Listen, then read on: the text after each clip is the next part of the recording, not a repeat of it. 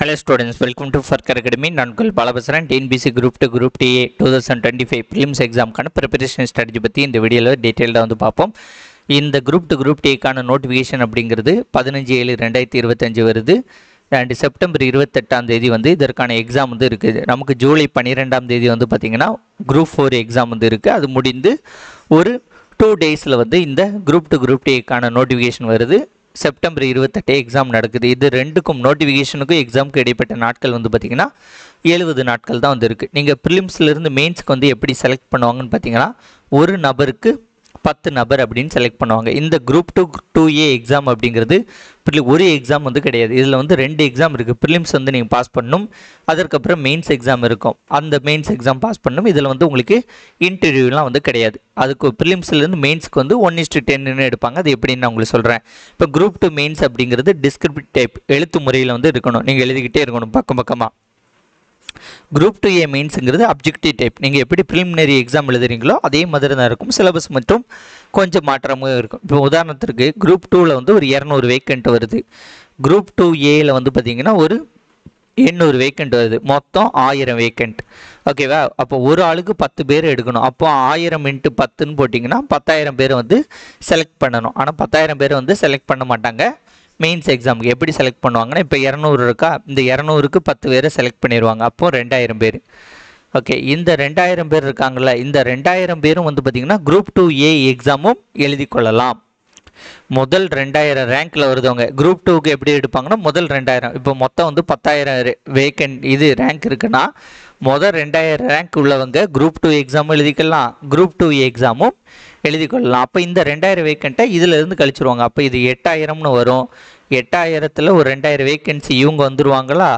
அப்போ இவங்க 2000 கழிச்சிட்டிங்கன்னா ஒரு 6000 பேரை தான் வந்து செலக்ட் பண்ணுவாங்க. அப்போ 2000 + 6000 ஒரு 8000. 8000க்கு செலக்ட் பண்ண மாட்டாங்க. கூட எப்படி ஒரு 400 பேர்கிட்ட செலக்ட் பண்ணுவாங்க. ஒரு 8400ன்ட்டு செலக்ட் பண்ணுவாங்க. ஒரு 1000 வேக்கண்ட்டு வந்துச்சுன்னா குரூப் 2க்கு 200, குரூப் 2Aக்கு ஒரு 800ன்னு வந்துச்சுன்னா இந்த பேட்டர்னில் தான் இருக்கும். இது வந்து நோட்டிஃபிகேஷன் வந்த பிறகு நான் உங்களுக்கு எவ்வளோ வேறு எப்படி செலக்ட் பண்ணுவாங்க அப்படிங்கிறத பற்றி டீட்டெயில்டு சொல்கிறேன். இப்போதைக்கு வந்து புரிஞ்சு வச்சுக்கோங்க. ஃபஸ்ட் டாப் ரேங்க்கில் போயிட்டோம்னா நம்ம குரூப் 2 எக்ஸாம் எழுதலாம், குரூப் 2 எக்ஸாமும் வந்து எழுதலாம் அப்படிங்கிறத ஞாபகம் வச்சுக்கோங்க. ப்ரிலிம்ஸ்க்கு வந்து 1:10 ரேஷியோவில் வந்து மெயின்ஸ்க்கு வந்து செலக்ட் பண்ணுவாங்க. ஓகேவா? இந்த டவுட் வந்து உங்களுக்கு இருக்கும். இதை வந்து புரிஞ்சுக்கோங்க. அதேமாதிரி ஒருத்தர் வந்து குரூப் 2 எக்ஸாம் எழுதலாம், குரூப் 2A மெயின்ஸும் 2 எக்ஸாமும் எழுதிக்கலாம். ப்ரிலிம்ஸ்க்கு வந்து சேம் தான் ரெண்டுக்கும். மெயின்ஸ் வந்து தனித்தனியாக வந்து இருக்கும். 2 எக்ஸாமும் வந்து நீங்கள் டாப் ரேங்க்கில் வந்தீங்கன்னா 2 எக்ஸாமும் வந்து எழுதலாம். ஓகே, அடுத்தது கொஸ்டின் பேப்பர் எப்படி இருக்குன்னு பார்த்தீங்கன்னா இதில் வந்து இங்கிலீஷ் மீடியமும் வந்து உண்டு. ஸோ தமிழ் 100 கொஸ்டின் இருக்கும், அல்லது இங்கிலீஷ் 100 கொஸ்டின் இருக்கும். நீங்கள் தமிழ் சூஸ் பண்ணுறீங்களா இங்கிலீஷ் சூஸ் பண்ணுறீங்களா முக்கியம். பார்த்து சூஸ் பண்ணுங்கள். தமிழ் மீடியம் ஆட்கள் போயிட்டு இங்கிலீஷை சூஸ் பண்ணிடாதீங்க, இங்கிலீஷ் மீடியம் ஆட்கள் போயிட்டு தமிழை சூஸ் பண்ணிடாதீங்க. அப்படி சூஸ் பண்ணிட்டீங்கன்னா ஒன்றுமே பண்ண முடியாது. ஓகேவா? சூஸ் பண்ணிட்டீங்கன்னா அதுக்கு கரெக்ஷன் டேட்லாம் இருக்கும். கரெக்ஷன் டேட் முடியதுக்குள்ளே சரி பண்ணிக்கணும். தப்பாக சூஸ் பண்ணிட்டீங்கன்னா முடிந்த பிறகு கிளைமேக்ஸில் ஹால் டிக்கெட் வந்த பிறகு நான் இங்கிலீஷு மீடியம் தமிழை சூஸ் பண்ணேன் அப்படின்னு சொன்னீங்கன்னா ஒன்றும் பண்ண முடியாது. ஓகேவா? அதனால் சூஸ் பண்ணும்போது கரெக்டாக சூஸ் பண்ணிக்கணும். தமிழ் அண்ட் மேக்ஸ், தமிழ் வந்து 100 கொஸ்டின் வந்து பார்த்திங்கன்னா சேம் குரூப் 4 மாதிரி தான் படிக்கணும். மேக்ஸ் வந்து 25 கொஸ்டின் அப்படிங்கிறது சேம் குரூப் 4 அளவுக்கு தான் வந்து இருக்கும். இந்த தமிழுக்கான வேர் டு ஸ்டடி வந்து நான் உங்களுக்கு ஃபோர்கேர் அகாடமி அப்படிங்கிறது டெலகிராம் சேனலில் போடுறேன். ஃபோர்கேர் அகாடமி டெலகிராம் சேனலில் இல்லாதவங்க வந்து டெலகிராமுக்கு போயிட்டு ஃபோர்கேர் அகாடமின்னு சர்ச் பண்ணுங்கள். ஒரு 44,800 பேர்கிட்ட இருப்பாங்க. அந்த குரூப்பில் வந்து ஜாயின் பண்ணிக்கோங்க. நான் உங்களுக்கு தமிழுக்கான வேர் டு ஸ்டடி போடுறேன், அண்ட் மேக்ஸுக்கான டாபிக்ஸ் கொடுக்கேன், ஜென்ரல் ஸ்டடீஸ்க்கான குரூப் 2க்கான வேர் டு ஸ்டடி பிடிஎஃப்பும் அதில் வந்து கொடுக்குறேன். இப்போ ஜென்ரல் ஸ்டடீஸில் ஒரு 75 கொஸ்டின் இருக்குது. இது வந்து பார்த்திங்கன்னா டிகிரி ஸ்டாண்டர்ட். அதாவது என்னென்னா புக்கில் இருந்து பார்த்தீங்கன்னா 2022 ஒரு 25 to 30 கேள்வி கேட்டிருந்தாங்க. அப்போ வந்து ஒரு 5000 வேக்கண்ட். அடுத்த 2024 வேக்கண்ட் ஒரு 2000 சம்திங் தான் வந்துருந்துச்சு. அதனால் பார்த்தீங்கன்னா ஒரு 15 to 20 கொஸ்டின்ஸ் கிட்ட கேட்டாங்க. இப்போ எவ்வளோ வேக்கண்ட் வரப்போது, புக்கிலேருந்து எவ்வளோ கொஸ்டின்ஸ் கேட்பாங்க அப்படிங்கிறது நமக்கு தெரியாது. நமக்கு தெரிஞ்சு ஒரு 15 to 20 கொஸ்டின்ங்கிறது புக்கிலேருந்து கேட்க வாய்ப்பு இருக்குது. ஓகே, புக்கிலேருந்து இப்போ கேட்பாங்க. அப்படின்னா நம்ம ஜிஎஸ்க்கு என்ன படம்லாம் படிக்கணும், குரூப் 4 படித்த அளவுக்கு போதுமானு கேட்டிங்கன்னா கண்டிப்பாக கிடையாது. இதுக்கு வந்து கொஞ்சம் ஹையர் ஸ்டாண்டர்ட் படிக்கணும். நீங்கள் குரூப் 4க்கு வந்து பார்த்திங்கன்னா லோயர் ஸ்டாண்டர்டுக்கு நிறைய முக்கியத்துவம் கொடுத்துருப்பீங்க. அண்ட் குரூப் 2க்கு வந்து பார்த்திங்கன்னா குரூப் 2 அண்ட் 2A ப்ரிலிம்ஸ்க்கு வந்து பார்த்திங்கன்னா ஹையர் ஸ்டாண்டர்டில் அதிக முக்கியத்துவம் வந்து கொடுக்கணும். ஓகேவா?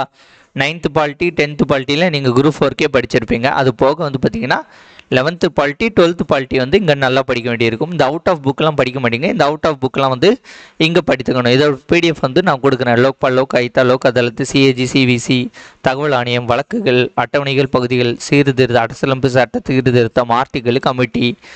அடுத்தது வந்து பார்த்திங்கன்னா இந்த ஹிஸ்ட்ரியிலும் பார்த்திங்கன்னா சிந்தொலி நாகரிகம் 11th உள்ளது, குப்தர்கள் 11th, இது டெல்லி சுல்தான் 11th, முகலாயர் 11th, மராத்தியர் 11th, Pamani Vijaya அரசு 11th, தென்னிந்தியாவில் சமுதாய உருவாக்கம், பிற்கால சோழர்கள், பாண்டியர்கள் எல்லாம் 11th உள்ளதை நல்லா வந்து படிக்கணும். அதுக்கப்புறம் வந்து 10th ஐஎன்எம். அடுத்த 11th வந்து பார்த்திங்கன்னா இந்த 17, 18, 19, 12th INM, 12th history, 11th economics, 12th economics, 10th geography and unit 8 இந்த பாடங்கள். யூனிட் 9க்கான இந்த டாபிக். நான் இது வந்து சயின்ஸ் வந்து இதில் சொல்லலை. ஏன்னா நீங்கள் 11th 12th சயின்ஸு ஃபுல்லாக படித்தா தான் கொஸ்டின் வந்து அட்டன் பண்ண முடியும். 10th 11th 12th இது ஃபுல்லாத்தையும் படிச்சுட்டு ஒரு 5 கொஸ்டின்ஸ்க்காண்டி அவ்வளோ வந்து படிக்க வேண்டாங்கிறதுக்காண்டி தான் நான் சயின்ஸ் சொல்ல. உங்களுக்கு விருப்பம் இருந்தால் நீங்கள் 10th 11th 12th உள்ள சயின்ஸ் வந்து படித்துக்கொள்ளலாம். இதில் வந்து பார்த்திங்கன்னா நீங்கள் புதுசாக படிக்கக்கூடிய பாடங்கள் மொத்தம் 85 பாடங்கள் வரும். புதுசாக நீங்கள் எத்தனை பாடம் படிக்கணும்னா குரூப் 4 தவிர்த்துனா குரூப் 4க்கு 11th பாலிட்டி 12th பாலிட்டியில் இது படிச்சிருப்பீங்க. இங்கே ஒரு 2 பாடம் படிக்க வேண்டியது. இங்கே ஒரு 4 பாடம் வச்சுக்கோங்க. 4 பாடம் இந்த ஒரு டாப்பிக்கு. இந்த 11th ஹிஸ்ட்ரி படிக்கலாம், 11th ஹிஸ்ட்ரி படிக்கணும். அடுத்தட்டு இது படிச்சிருப்பீங்க. இங்கே வந்து 11th ஹிஸ்ட்ரியும் 12th ஹிஸ்ட்ரியும் படிக்கணும். 11th 12th எக்கனாமிக்ஸ்லாம் already group 4கே படிச்சிருவீங்க. 10th ஜியாகிரஃபிலாம் படிச்சிருங்க. அப்போ நீங்கள் புதுசாக படிக்கக்கூடியது வந்து பார்த்திங்கன்னா ஜிஎஸ்சில் ரொம்ப குறைவான பாடங்கள் தான் வந்து இருக்கிறது. ஓகேவா? அந்த பாடங்கள்லாம் வந்து கொஞ்சம் நல்ல முக்கியத்துவம் கொடுத்து படித்துக்கணும். இப்படி படிக்கும்போது உங்களுக்கு என்ன ஆகும்னா இதில் வந்து ஒரு 15 to 20 கொஸ்டின்ஸ் அப்படிங்கிறது கிடைக்கும். ஓகே, இப்போ அவுட் ஆஃப் புக்கில் இருந்து தான் கேள்விகள் நிறைய வரும் அப்படின்னு சொல்கிறோம்னா அந்த அவுட் ஆஃப் புக்கெலாம் வந்து என்ன அப்படிங்கிறத சொல்கிறேன். இப்போ இந்தியன் பாலிட்டிக்கு வந்து பார்த்திங்கன்னா இங்கிலீஷ்க்கு வந்து லட்சுமிகாந்த் புக்கு. நீங்கள் ஓகே, தமிழுக்கு வந்து பார்த்திங்கன்னா இந்த பிரகதீஷ் பப்ளிகேஷன் அப்படிங்கிறது இந்த புக்கு நல்லாயிருக்கும். இல்லைன்னா வெங்கடேசன் அவர் வந்து ஒரு புக்கு எழுதியிருப்பார் இந்த இதுக்கு. ஆனால் அந்த புக்கோட இந்த புக்கு தான் நல்லா இருக்கும்பாங்க. நல்லா இருக்குது, நானும் பார்த்துருக்கேன். 2 புக்கு என்கிட்ட இருக்குது. இதுதான் வந்து நல்லாயிருக்கும். வெங்கடேசன் வேணுன்னா வாங்கிக்கோங்க, இல்லைன்னா இந்த பிரகதீஷ் பப்ளிகேஷன் புக்கு வந்து வாங்கிக்கோங்க. அடுத்தது இந்திய வரலாறும் பண்பாடும், இந்தியன் ஹிஸ்ட்ரி அண்ட் கல்ச்சருக்கு வெங்கடேசன் அவர்கள் புக்கு வந்து பார்த்திங்கன்னா பண்டைய கால இந்திய வரலாறு, வெங்கடேசன் அவர்களுடைய இடைக்கால இந்திய வரலாறு. அல்லது இங்கிலீஷ் மீடியம்னா ஆன்ஷியன்ட் அண்ட் மிடிவல் இந்தியா அப்படிங்கிறது இந்த புக்கு. பூனம் தயாள் தால்கியா அப்படிங்கிறது புக்கு. அடுத்து இந்திய தேசிய இயக்கத்துக்கு வந்து பார்த்திங்கன்னா இந்திய விடுதலை போராட்ட வரலாறு வெங்கடேசனும் சந்திரபாபு அவங்க எழுதின புக்கு. இங்கிலீஷ்க்கு வந்து பார்த்திங்கன்னா ஸ்பெக்ட்ரம் புக்கு. அடுத்தது தமிழக வரலாறு பண்பாடும் இந்த யூனிட் 8. இந்த யூனிட் 8 அப்படிங்கிறது இப்போ யூனிட் 6 வந்து இருக்குது. இதுக்கு வந்து பார்த்திங்கன்னா தமிழ் இலக்கிய தகவல் களஞ்சியம் தேவிரா புக்கு. அடுத்தது முற்கால தமிழ்நாட்டு வரலாறு வெங்கடேசன் அவர்களுடைய, தற்கால தமிழ்நாட்டு வரலாறு வெங்கடேசன் அவர்களுடைய. இந்த 3 புக்கும் ரொம்ப முக்கியம். இது போக வந்து பார்த்திங்கன்னா நிறைய இருக்குது. பாக்கிய மேரியாவுடைய புக்கு அப்படின்லாம் இருக்கும். அது தேவையில்லை. இந்த புக்கை வந்து படிச்சுக்கோங்க. தமிழகத்தில் வளர்ச்சி நிர்வாகம் இந்தியா தேவையில்லைன்னு நினைக்காதீங்க, இந்தியாவும் படிச்சுக்கோங்க. அதற்கு இந்த பாசிவா அப்படிங்கிறவருடைய இந்த புக்கு. ஓகேவா?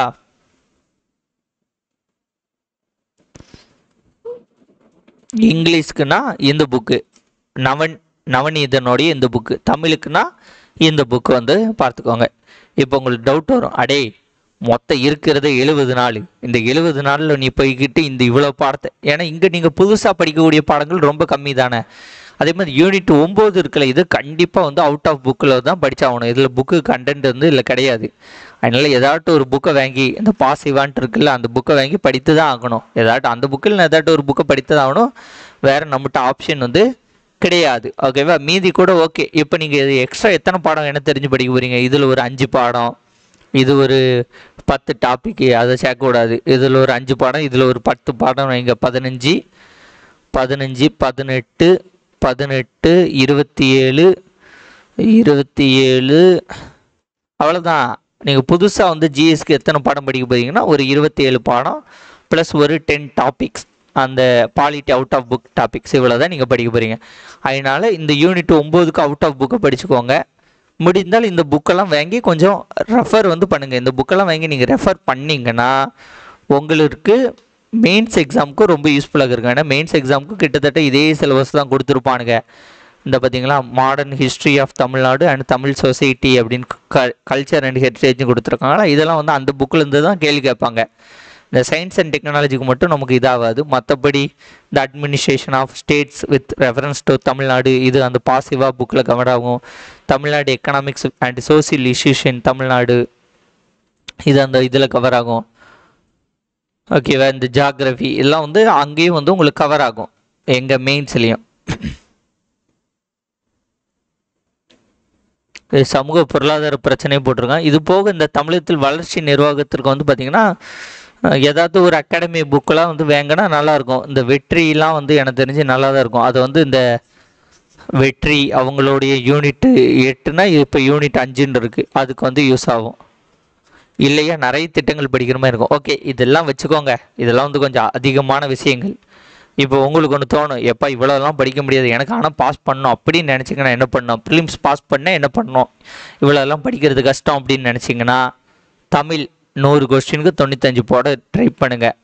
ஓகேவா, மேக்ஸ் 25க்கு 22, 2 சேர்ந்து 115. அப்போ இதில் 20 கூட எடுங்க, 2 சேர்ந்து 115 வந்துடணும். இது ஃபஸ்ட்டு ஸ்டெப்பு. கட் ஆஃப் அப்படிங்கிறது பார்த்தீங்கன்னா 150 கொஸ்டினுங்கிறது சேஃப். குரூப் 2ஏக்கு நீங்கள் போனால் 150 கொஸ்டின், குரூப் 2க்கு போனால் 155 கொஸ்டின். இது வந்து கூடலாம் குறையலாம், அது வந்து வேக்கன்சியை பொறுத்து மாறுபடும். வேக்கன்சி வந்து எவ்வளோத்துக்கு எவ்வளோ கூடுதோ குறையுதோ அதை பொறுத்து மாறுபடும். 150க்கு மேலே எடுத்துட்டாலே கிட்டத்தட்ட நம்ம உள்ளே போயிடலாங்கிறது தான் கான்செப்டு. அப்போ நம்ம 160 போடுவதற்கு முயற்சி பண்ணணும். ஓகேவா, இவங்க வந்து புக்கில் இருந்து பார்த்தீங்கன்னா ஒரு 15 கொஸ்டின் 20 கேட்குறாங்க, நம்மளுக்கு ஒரு 15 தெரியுது. கரண்ட் அவர்ஸில் நமக்கு ஒரு 5 தெரியுது. இந்த யூனிட் 9 வந்து கண்டிப்பாக அவுட் ஆஃப் புக்கில் தான் படிக்கணும். ஆனால் அதுலேருந்து கேள்விகள் வந்து கம்மியாக தான் கேட்பாங்க. அதுலேருந்து ஒரு 5 கேள்வி நம்மளுக்கு தெரியுதுன்னு வச்சிங்களேன். 130, 135, 140 கொஸ்டின்.